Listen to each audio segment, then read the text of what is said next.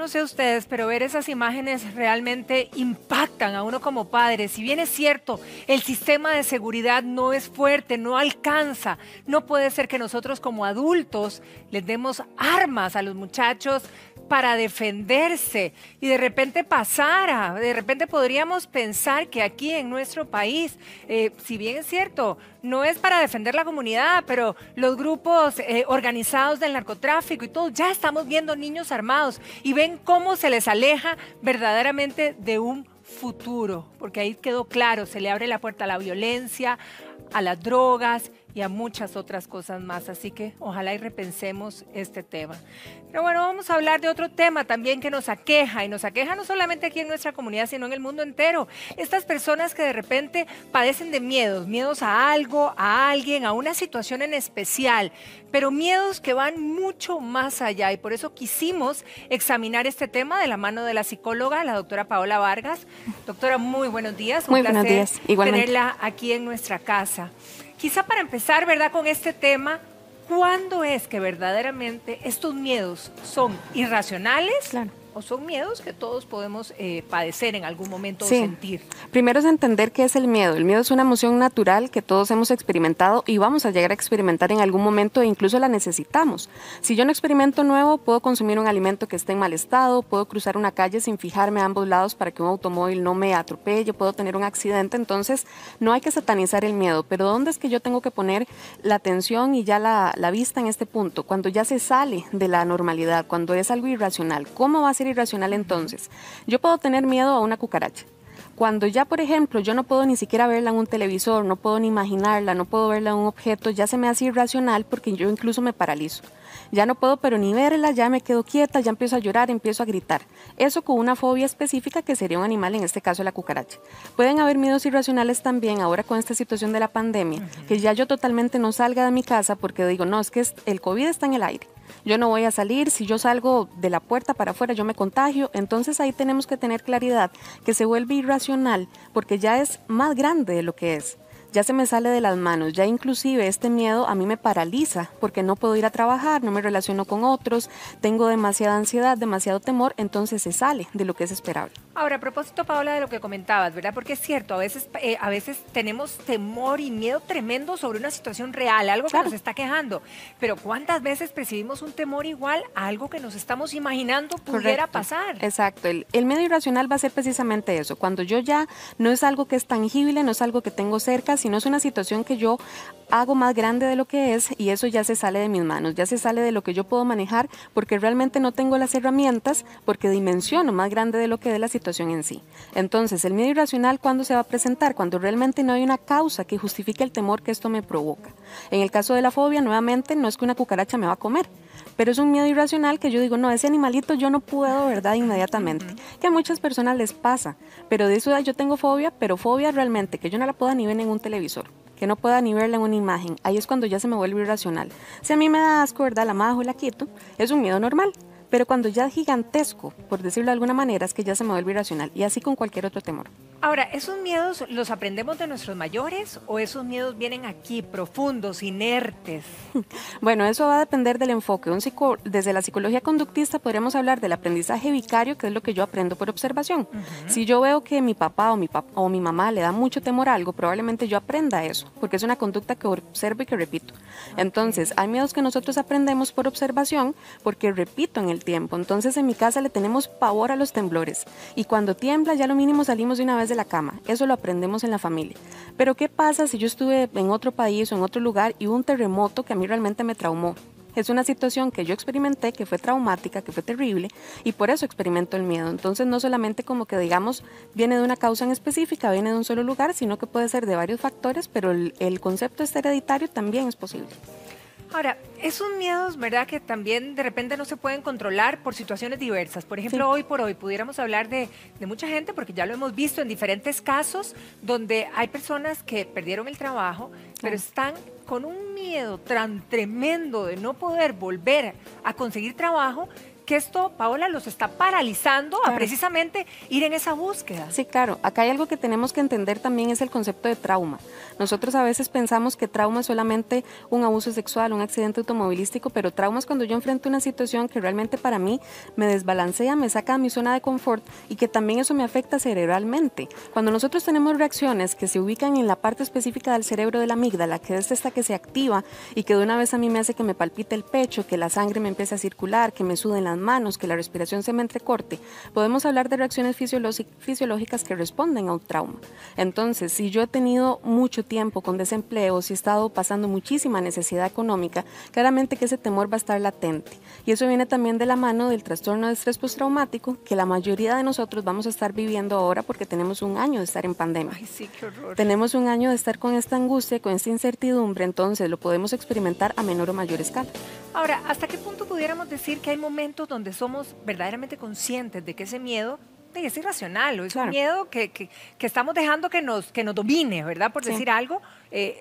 ¿Hay situaciones así? Sí, hay momentos donde la persona es realmente consciente de que su fobia, su temor, ¿verdad?, no tiene ninguna justificación, como en el caso de personas que tienen una obsesividad con la limpieza, ¿verdad?, donde el miedo es irracional y ellos son conscientes de su situación, pero también aquí va a tener un papel muy importante el acompañamiento terapéutico, donde yo pueda tener un profesional que a mí me explique cuáles son los motivos que justifican mi conducta. Entonces, no solamente que el miedo aparece, que el temor nada más sale de la nada, sino que yo entiendo de dónde es que viene, pero sí es posible entenderlo. Ahora, vamos examinando ya, digamos, donde se nos va yendo el miedo a una situación, a un nivel más alto, ¿verdad? ¿Qué pasa cuando ya este miedo está generando sensaciones, emociones que nos está ya dañando nuestro estado emocional, pudiéramos decir? Sí, hay que ver todas las aristas del ser humano, sí, no solamente la parte física, porque yo ya estoy experimentando esta ansiedad que a mí me entrecorta la respiración, que a mí no me permite descansar porque en la noche estoy pensando en esto, porque inmediatamente yo siento que me voy a desmayar o ya hago el salto al ataque de pánico, que yo inclusive siento que me voy a morir, porque es este frío en el cuerpo, porque es este entumecimiento de los músculos, porque yo digo a mí me va a dar un infarto. Yo ya necesito prestar atención porque eso incluso a mí me da temor que se vuelva a repetir. Quienes han experimentado un ataque de pánico son conscientes de lo terrible que es esto, porque realmente es la sensación de morirse. La persona con un ataque de pánico va a decir eso, yo me voy a morir, me va a dar un infarto o hasta que voy a quedar. Entonces, ¿qué es lo que sucede? Que yo empiezo a desarrollar un miedo a que esto se vuelva a presentar. Cada vez que me late el corazón, cada vez que me duele el estómago, yo digo me va a pasar otra vez. Y eso me desencadena la ansiedad. Entonces, si yo no aprendo a reconocerlo, si no aprendo a ver las señales de mi cuerpo cuando yo estoy empezando a experimentar ansiedad, esto se me va a ir desencadenando en algo más grande. Ahora, esas señales aparecen, o sea, son consecuencia de la ansiedad, porque de repente uno pudiéramos manejar ciertos miedos, ¿verdad? Claro. Palpitaciones creo que hemos tenido todos en un momento dado de temor, incluso sudoración, pero ya digamos ataques de pánico, si alguno tiene algún conocido que lo haya padecido, es tremendo. Claro. Pero todo esto puede ser consecuencia de esa sensación de ansiedad. Sí, la ansiedad va a tener mucha manifestación física. Entonces, no solamente lo que decíamos hace muchos años, ¿verdad? Es que tengo nervios, es que es una persona nerviosa. No, ya podemos estar hablando de una ansiedad que se desencadena por un miedo que es irracional. Entonces, yo necesito entender a mi cuerpo, no solamente decir, ay, es que Paola es un saco de nervios, es que Paola, ¿verdad? Y no prestarle la atención que merece. Entonces, cada uno de nosotros es poder hacer ese autoexamen y decir, ¿en algún momento lo he experimentado? ¿En algún momento he sentido que me voy a morir? Sí. Y si eso ha pasado, buscar la ayuda, que a mí me dé un acompañamiento para entenderlo y trabajarlo.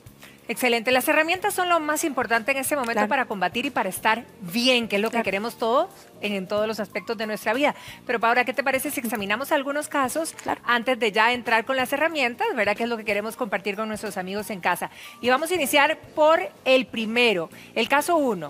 Es una persona que tiene 35 años, hace unos meses dice que está en rehabilitación hace unos meses por trastorno del oído, pero siente que no avanza, Paola. No sé si será mi ansiedad la que me está provocando estos mareos y tiene mucho miedo.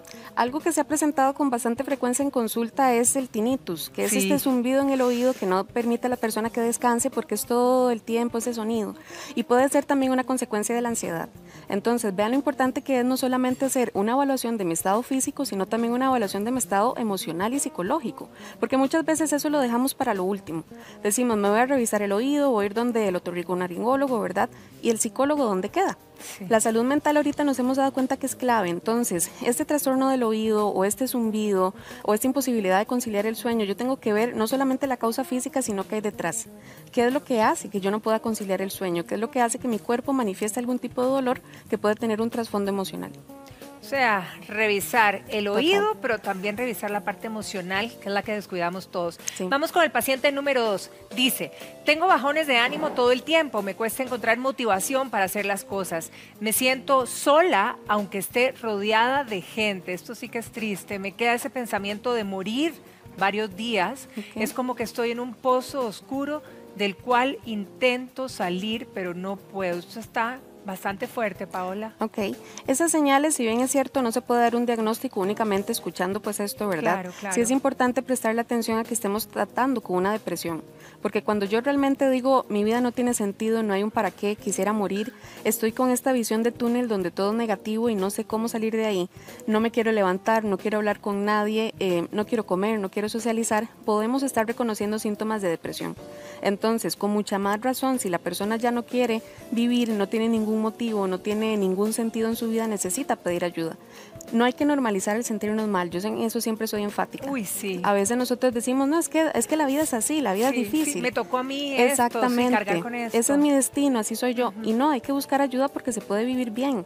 Y una situación de salud mental no es una etiqueta de por vida, no es un estigma, es una situación que cualquiera de nosotros puede experimentar, pero que necesitamos pedir ayuda. Y en este caso de esta paciente sí es importante, esta persona que nos consulta, que busque ayuda de un profesional en psicología.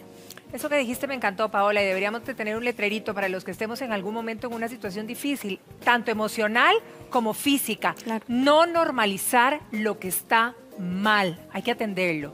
Vamos con el tercer caso. Tengo problemas de audición, vivo a solas con mi madre. Mi padre murió hace 31 años, estoy muy cansada de discutir con mi madre de edad avanzada. Estoy muy triste, sin familiares y sin amigos. Sí, lamentablemente ese escenario es muy común. Nosotros pensamos que todas las personas tienen buenas relaciones familiares, que tienen una red de apoyo estable y no es así. Cierto. Pero estas situaciones también nos ponen en un escenario donde yo necesito hacer este ejercicio de autoconocimiento, donde pueda reconocer cuáles son mis áreas de fortaleza, pero también en las que necesito una red de apoyo importante. Entonces, en esta persona que ya está reconociendo que necesita un apoyo extra porque sola no lo puede hacer, es buscar esas instituciones tanto públicas como privadas que le puedan dar un apoyo. La Caja tiene profesionales en psicología que lo pueden hacer, habemos profesionales a nivel privado que trabajamos porque nuevamente no es normalizar el sentirme mal y solamente decir así me siento todos los días. Bueno, si yo ya tengo estas situaciones y veo que no puedo sola, está bien. Hay veces en que no vamos a poder hacer las cosas solas. Claro. Entonces, pedir ayuda nuevamente es hacer este llamado a la población de que está bien atender la salud mental, de que es una necesidad que es tan importante como una dolencia física y que busquemos esas instituciones que me pueden dar apoyo. Bien, acaba de entrar una llamada, un mensaje de texto de don José. Me encantaría compartirlo Claro. Con vos, Paola, porque de verdad que situaciones como estas, ¿verdad? Él tiene su esposa, pero dice que su esposa está en una situación mala, porque ella no quiere salir, le tiene temor a todo, está mal. Pero lo peor de todo es que le dice, salgamos, vamos a buscar ayuda, vamos a tratarte, y ella no quiere. Sí. ¿Cómo ayudar a una persona en esta situación? Claro, lo primero es un tema de empatía y no desde el juicio, porque también tenemos que reconocer que humanamente para nosotros puede ser una frustración, porque yo digo, pero es que ella no era así, es que ella, yo sabía cómo era antes y antes salíamos, compartíamos, paseábamos y ya no es así. Cuando yo veo un cambio en la conducta de una persona que es cercana o que es un conocido, más allá de juzgar y decir, pero ¿por qué estás así?, es entender que algo le está pasando. Entonces, si esta persona está experimentando incluso un temor a salir, podemos hablar de agorafobia. Agorafobia es un miedo irracional a estar en espacios abiertos donde a mí me puede dar un ataque de ansiedad o me puede pasar algo. Entonces, no solamente decir, qué raro, es que no quiere salir. Bueno, ¿qué hay detrás de esta situación? ¿Qué pasó? ¿Qué le desencadenó? Entonces, un acompañamiento. No entiendo lo que te está pasando, pero decime qué ocupas. ¿Quieres que te acompañe a la cita del psiquiatra? ¿Quieres que te acompañe a la cita con el psicólogo? ¿Qué es lo que te da miedo? Explícame porque no entiendo. Es diferente cuando yo desde la empatía acompaño a esa persona, desde el juicio diciéndole, pero cambia de actitud. Ay, sí. ¿Pero por qué estás así? porque la persona más bien se va a frustrar más y se va a cerrar más. Entonces, la empatía también es clave en estos casos. Nuestro abordaje tiene que cambiar entonces Claro. en estos casos. Ok, vamos con otro caso del que teníamos y el paciente dice, necesito ayuda para mi hija, tiene 31 años, está casada, tiene un niño de 6 años. Ella está dedicada al cuidado de su hijo y de su casa desde hace un tiempo.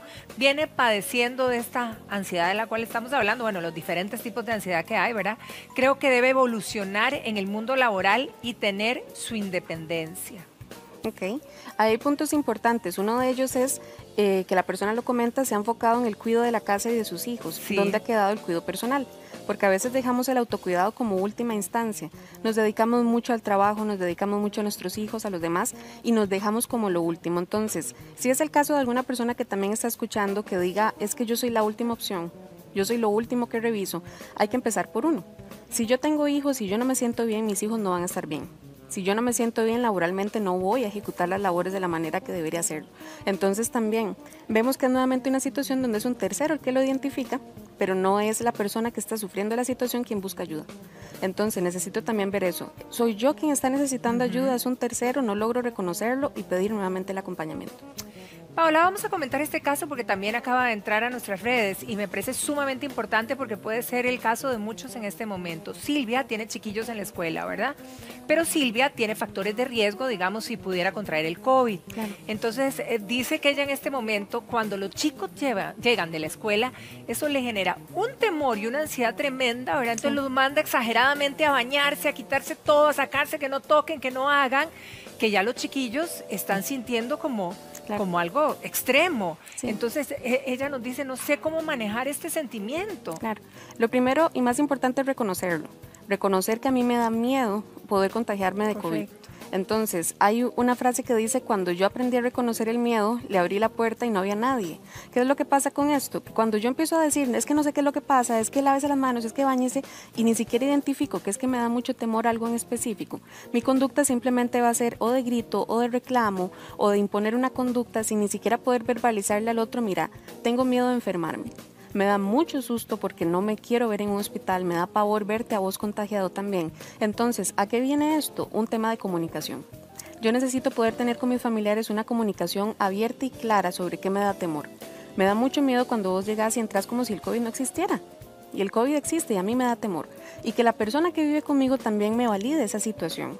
Que no sea un hijo que diga, mami, qué ridícula, mami, qué payasada, mami, eso ya pasó. No, a tu mamá le da miedo en este caso. Entonces, cuando yo puedo tener esa comunicación donde yo digo qué me da temor, la otra persona me lo valida y encontramos situaciones en común donde nos podemos ayudar, es lo más importante. Llegamos ahí a un punto medio, exacto, digamos, que no asuste a ninguno, ¿verdad? Y que sea más controlado. Correcto. Hay un caso también que tiene relación en este momento con el COVID, ¿verdad? Es que muchos, sí, y nos está escribiendo una madre en este momento, que el pequeño no hay manera que coma en la soda del cole, ¿verdad? Que claro, es donde comen todos.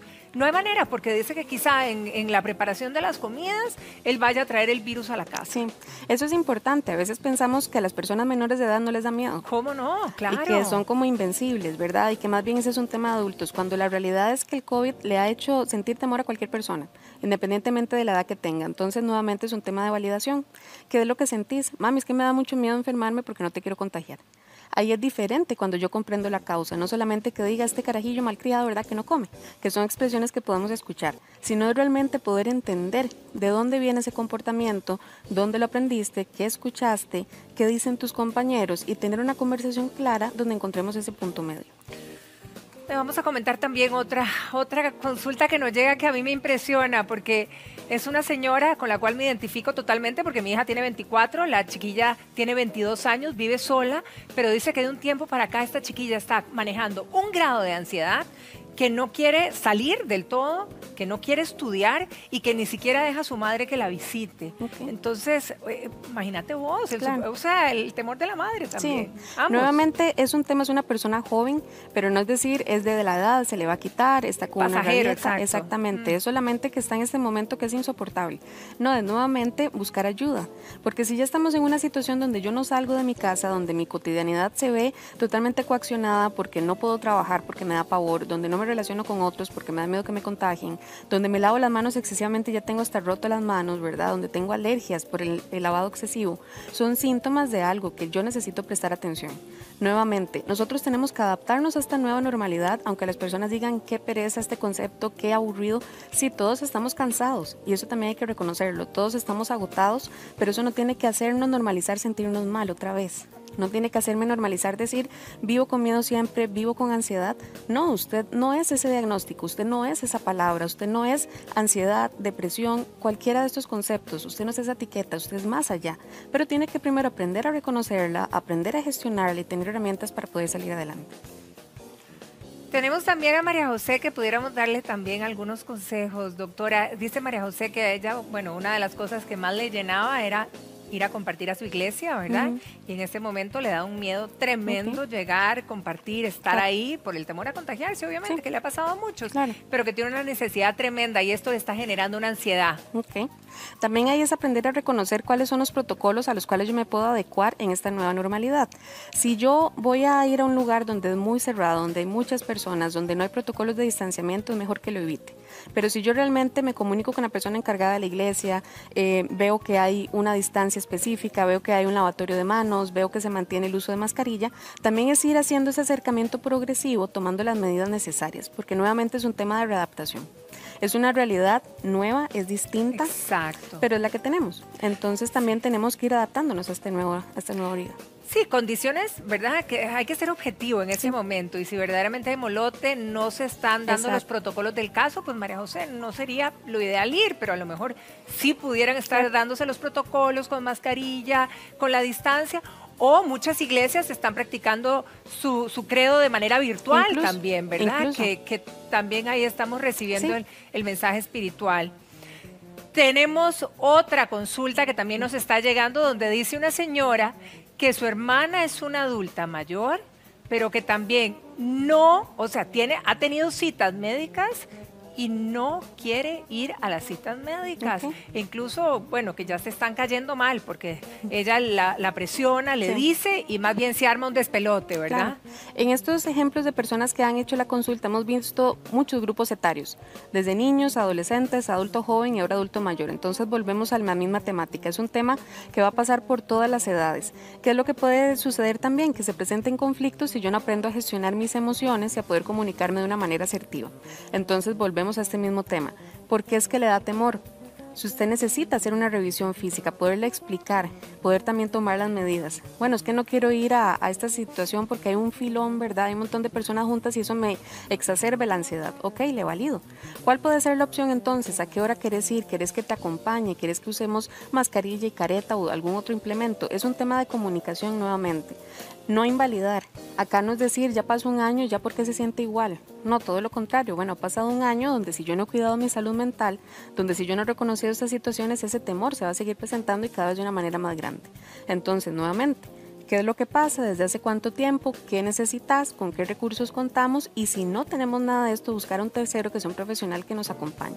Pero no normalizar y dejarlo simplemente en que es que está de chicha o que no quiere hablar conmigo y dejarlo pasar, sino prestarle la atención que merece. Poner en práctica todas estas herramientas que nos has dado en cada uno de los casos y lo más importante, ¿verdad? Y vuelvo a repetirlo porque me encantó, no normalizar lo que está mal. Siempre podemos buscar ayuda. Siempre podemos estar mejor.